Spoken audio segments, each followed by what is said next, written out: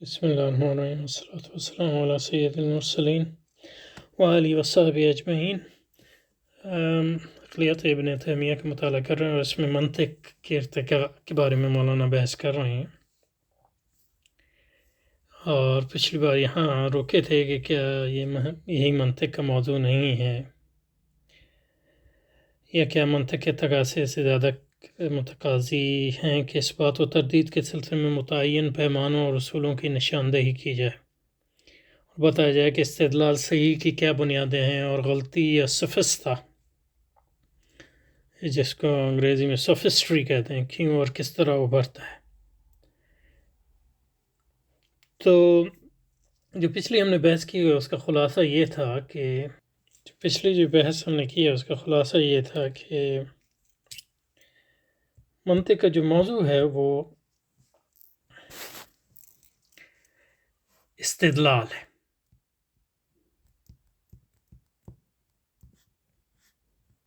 اس کو انگریزی میں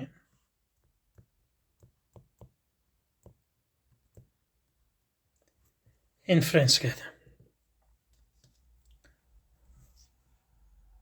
اور جو ارسطو کی منطق ہے خاص طور پہ اس میں جو چیز آپ دیکھتے ہیں کہ اگر ہم کچھ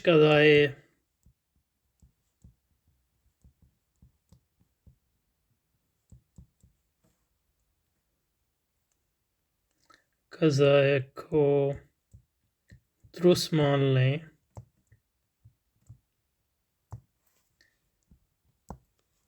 تو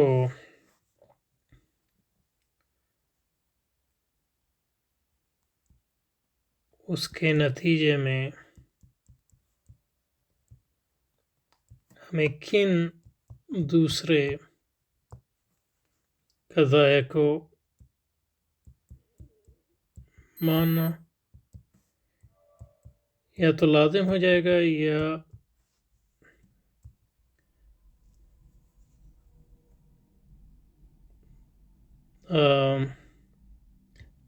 لازم نہ بھی ہو تو اس کا ممکن ہو جائے گا ان کو۔ تو مقصد یہ ہے کہ اگر آپ دو قضائے کو مان لیں تو تیسرے قضائے کو ماننا جو ہے لازم آ جائے گا۔ تو یہ دوسرے اور تیسرے قضائے کے درمیان جو ربط ہے اس کو جو ہے منطق اس کا مطالعہ کرتی ہے۔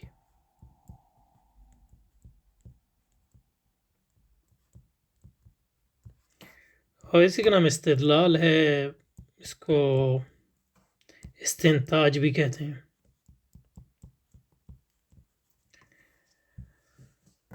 اور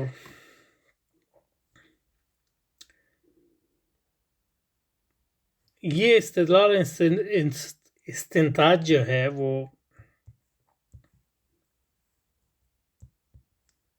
ہماری روزمرہ کی زندگی میں بھی استعمال ہوتا ہے۔ جب بھی ہم زبان استعمال کرتے ہیں، ایک دوسرے سے گفتگو کرتے ہیں، تو اس میں استدلال اور استنتاج جو ہے چاہے شریک طور پہ ہو یا غیر صریحانہ طور پہ ہو، وہ ہمیشہ شامل ہوتا ہے۔ لیکن جب ہم علوم میں آتے ہیں، یعنی علم کے میدان میں آتے ہیں، خاص طور پہ فلسفے کے میدان میں، جہاں استدلال جو ہے اس کی مرکزی حیثیت ہوتی ہے، تو یہ منطقی استدلال جو ہے یہ ایک مرکزی حیثیت حاصل کر جاتا ہے۔ تو مولانا پچھلی بحث میں یہی کہہ رہے تھے کہ جب یونانیوں کے ہاں ارسطو سے پہلے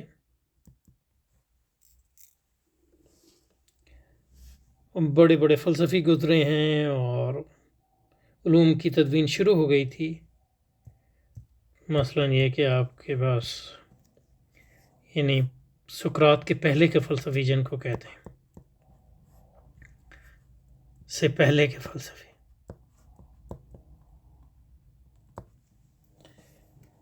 اور یہ فلسفی جو ہیں انگریزی میں ان کو پری سوکریٹکس کہتے ہیں.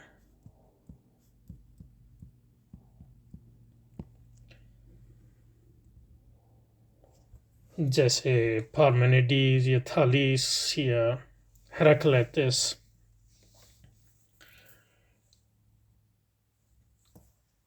تو انہوں نے جو گو کہ ان کی کتابیں ہم تک پوری نہیں پہنچی ہیں، لیکن جو بھی سقراط اور افلاطون کے ذریعے اور دوسروں کے ذریعے ان کی خیالات جو ہم تک پہنچے ہیں، تو اس سے پتہ چلتا ہے کہ وہ مطلب ان کے مختلف فلسفے تھے اور مختلف علوم کے بھی وہ ماہر تھے. اور ان پری سوکریت میں ایسے لوگ بھی تھے جو ریاضی مشق کرتے تھے، علم مساحت کے ماہر تھے، یا وہ فلسفی جو ریاضی کے بڑے جن کے فلسفے میں ریاضی کی اہمیت بہت تھی، جیسے جو فیثاغورس کے یا پائتھاگورس کے شاگرد تھے. تو یہ سب جو ہیں سقراط سے پہلے کے لوگ. اس کے بعد جو ہے آپ جناب سقراط آیا، افلاطون آیا، اور پھر وہ دوسرے لوگ تھے جو سقراط کے مخالفین تھے، جیسے سوفسطائی، فلسفی یا مناظرین یا وکلاء. تو اس کے بعد ارسطو آتا ہے. تو جو مولانا جو کہہ رہے تھے پچھلی بار، وہ یہی کہہ رہے تھے کہ اگر یہ علم اور فلسفہ موجود ہے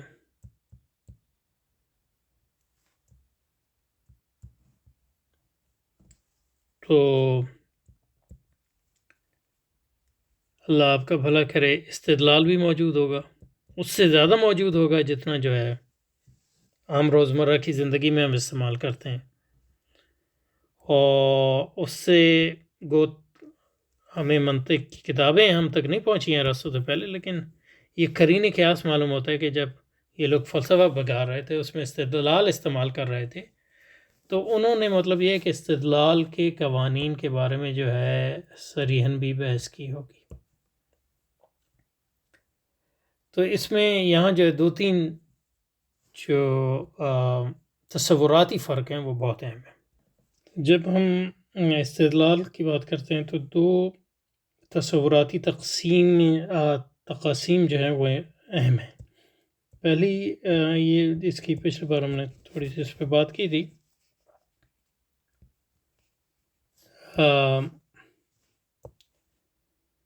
استدلال کا استعمال جو ہے مضمرن بھی ہو سکتا ہے، یعنی امپلیسٹ، یعنی ابھی میں آپ سے بات کر رہا ہوں یا ایک آدمی جو ہے، دو آدمی جو ہیں آپس میں بات کر رہے ہیں اور اس میں استدلال استعمال کر رہے ہیں، لیکن یہ کہ وہ شعوراً استعمال نہیں کر رہے اور نہ ان کے پاس استدلال کے قوانین کا کوئی علم ہے، لیکن وہ مضمرن جو ہے استعمال کر رہے ہیں، یعنی ان کو عملی علم ہے. کہ اسی طرح جیسے ایک شخص جو ہے وہ اہل زبان ہے، اس کو یہ نہیں پتہ کہ صرف گرامر کیا ہے اور گرامر کے اصول کیا ہیں، لیکن وہ جبلی طور پہ، عملی طور پہ جو ہے وہ اصول استعمال کرتا ہے. اور حقیقت میں جو ہے جو گرامیرینز ہوتے ہیں یا نحوی ہوتے ہیں، وہ اس کے عمل کی بنیاد پہ یہ وہ اس سے اصول اخذ کرتے ہیں. اسی طرح یہ منطق کا جو عملی استعمال ہے وہ ہر آدمی کرتا ہے، چاہے عام زندگی میں بھی استعمال کر سکتے ہیں یا عملی استعمال، اور فلسفی بھی کرتے ہیں بغیر اس میں پڑھے کہ وہ صریحاً استعمال. اور دوسرا یہ ہے کہ ہم صریح استعمال کرتے ہیں، اس کو ایکسپلیسٹ کہتے ہیں. اس میں یہ ہوتا ہے کہ مطلب یہ ہے کہ جیسے کہ اس کی مثال ایسی ہے کہ آپ کو زبان کے قواعد آتے ہوں، تو ان قواعد کو پھر وہ آپ شعوری طور پہ استعمال کر رہے ہیں. تو اسی طرح آپ کو جو ہے استدلال کے قواعد آتے ہیں اور اس کو آپ شعوری طور پہ استعمال کر رہے ہیں. لیکن ان دونوں صورتوں میں جو استدلال ہے اس کا استعمال عملی ہے، چاہے وہ مضمرن ہو یا صریحاً ہو.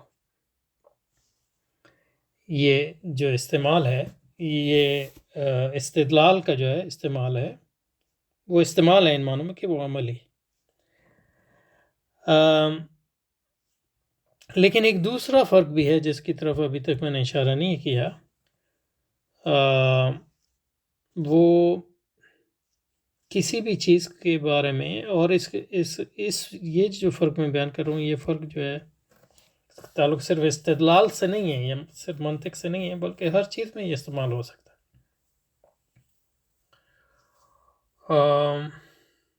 اور اس کے لیے جو اس فرق کو جاننے کے لیے جو لفظ استعمال ہوتا ہے انگریزی میں، وہ میٹا ہے. اس کو آپ، اور اردو میں ہم اس کو ایک لحاظ سے اس کا ترجمہ ما بعد کہتے ہیں. جیسے کہ فزکس ہے وہ طبیعت ہے،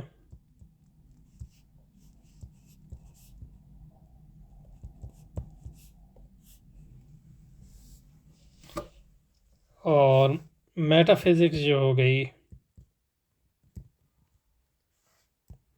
ما بعد الطبیعت.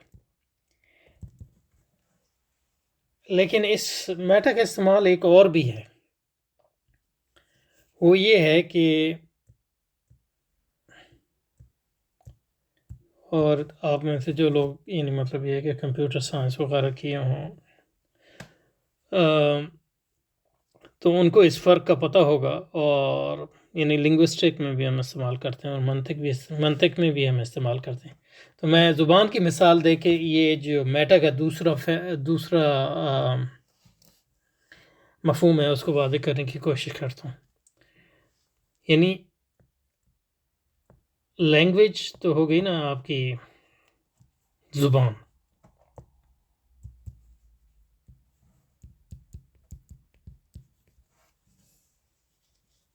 مثلاً اردو ایک زبان ہے، یا اشارے کی زبان ہو گئی، کوئی بھی زبان، منطق کی علامتی زبانیں ہیں. پھر کمپیوٹر سائنس میں مختلف زبانیں آپ استعمال کرتے ہیں.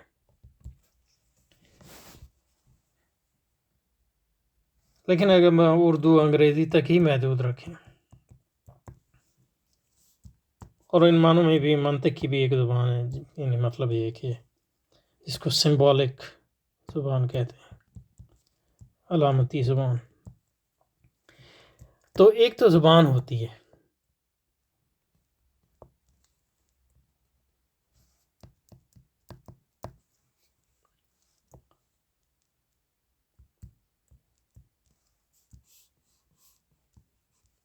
اوکے. لیکن دوسری چیز ایک ہم کہتے ہیں میٹا لینگویج.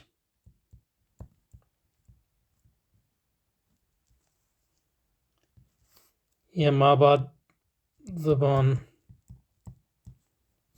اردو میں میٹا لینگویج کو کیا ترجمہ کرتے ہیں، لیکن یہ کہ یہ لٹرل ترجمہ یہی. ما بعد کو استعمال کرنے کا ایک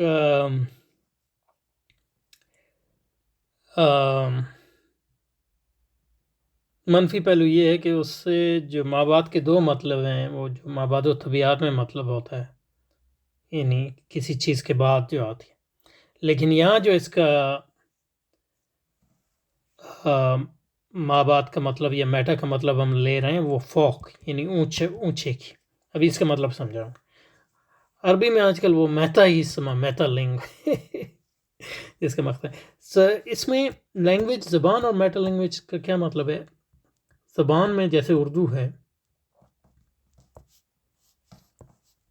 ہم بات کرتے ہیں آبجیکٹس کے بارے میں، یعنی اشیاء کے بارے میں. تو میں کہوں درخت جو ہے سبز ہے، تو اس سطح کی جو زبان ہے اس کو آبجیکٹ لینگویج بھی کہتے ہیں، یعنی اشیاء کی زبان، جس میں ہم کائنات کے بارے میں اور ہمارے ارد گرد جو بھی چیزیں ہیں اور اپنے بارے میں ہم بات کرتے ہیں. تو یہ اشیاء کی زبان. لیکن میٹا لینگویج میں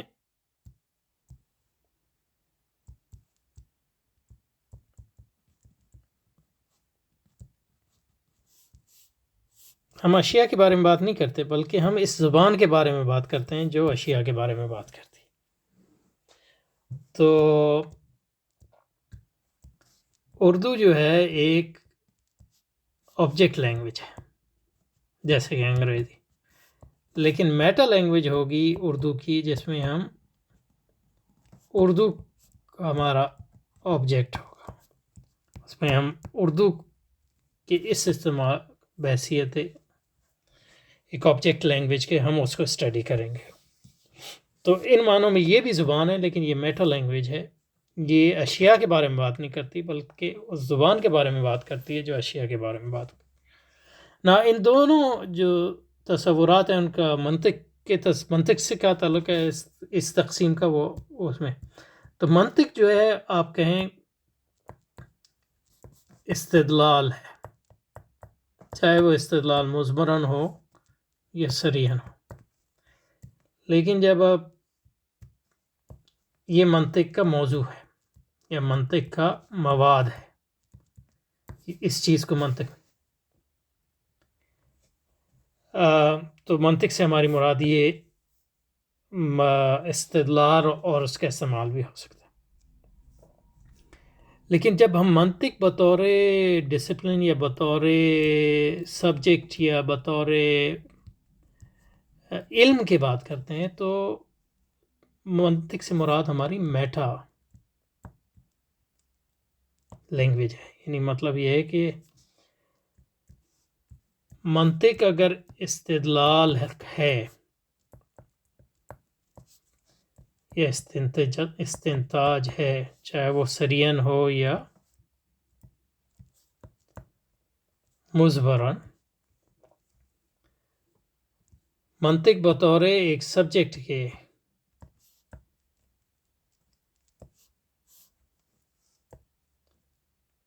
ایک میٹا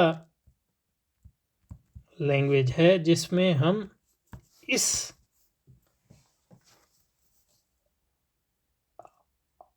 استعمال اور استدلال کا مطالعہ کرتے ہیں. بالکل اسی طرح جیسے آپ کہیں اردو زبان جو ہے یہ زبان ہے، اور اردو کے بارے میں ہم بات کریں گے تو یہ میٹا زبان ہے. تو یہ اردو جو ہے بات کرتی ہے اشیاء کے بارے میں، لیکن جب ہم اردو کے بارے میں بات کریں تو یہ میٹا. اسی طرح جو منطق بطور ایک عملی چیز کے وہ استدلال ایک زبان ہے جو زبان ہے جو استدلال کے بارے میں جو استدلال کرتی ہے. لیکن منطق بطور ایک مضمون کے وہ ایک میٹا زبان ہے جس میں ہم استدلال نہیں کرتے بلکہ استدلال کے بارے میں بات کرتے ہیں،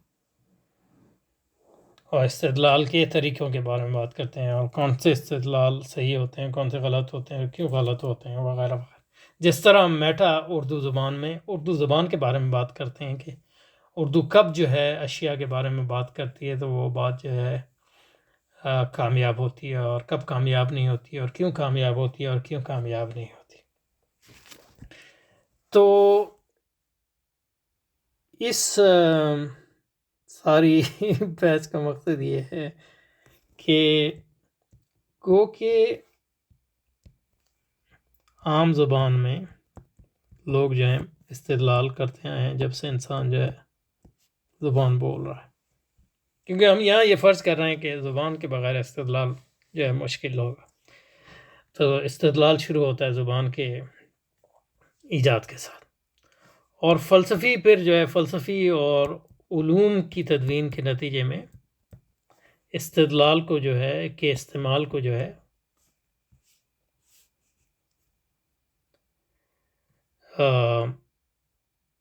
بہت زیادہ فروغ ہوا. اور یہ سب ارسطو سے پہلے ہوا تھا.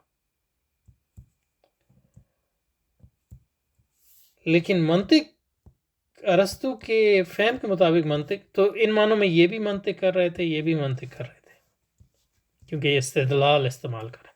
اور فلسفی تو استدلال نہ صرف استعمال کر رہے ہیں بلکہ اس کو صریحاً استعمال کر رہے ہیں، اور کبھی کبھی اس استدلال کے بارے میں بات بھی کرتے ہیں کہ کون سا استدلال صحیح ہے یا غلط ہے. جس طرح ہم زبان میں جب استعمال کرتے ہیں تو اس بارے میں بات کرتے ہیں کہ مطلب یہ کہ کون سا ہمارا استعمال صحیح ہے یا نہیں. لیکن یہ استعمال ہے. لیکن منطق بطور ایک مضمون جو ارسطو نے ایجاد کیا، وہ اس وقت ایجاد اس لیے نہیں ہوا تھا کہ ارسطو نے وہ صرف یہ بات نہیں کرتا کہ استدلال کس طرح استعمال ہوتا ہے عام زبان میں یا فلسفی استعمال کرتے ہیں، بلکہ وہ اس استدلال کو جو اس سطح پہ ہوتا ہے اور اس سطح پہ ہوتا ہے ایک موضوع بحث بناتا ہے، ایک نئی زبان کا، جس کو اس نے کہا منطق ہے. اور اس زبان کی حیثیت جو ایک میٹا لینگویج کی ہے کہ اس میں ایک دوسری زبان کے بارے میں ہم بات کرتے ہیں، نہ یہ کہ اصل استعمال کے بارے میں. تو پھر ہم یعنی اس منطق میں جو موضوع ہوتا ہے وہ استدلال خود ایک موضوع بن جاتا ہے، چاہے وہ زبان کی عام زبان کی سطح پہ ہو یا فلسفیانہ زبان کی فلسفیانہ زبان کی سطح پہ. تو منطق ایک میٹا زبان ہے جس میں دوسری زبان جو استدلال کی زبان ہے اس کے بارے میں ہم بات کرتے ہیں. تو کہہ سکتے ہیں کہ کوکی ارسطو سے پہلے جو ہے مواد استدلال کا موجود تھا اس صورت میں بھی اور اس صورت میں، لیکن اس سے پہلے جو ہے منطق ان معنوں میں موجود نہیں تھی. تو یہ جو ہے بات پچھلی بار ہم نے کی تھی، اور اس کو ایک نئے پیرا میں نے بیان کیا، اور اس میں کچھ نئے تصورات بھی جو ہے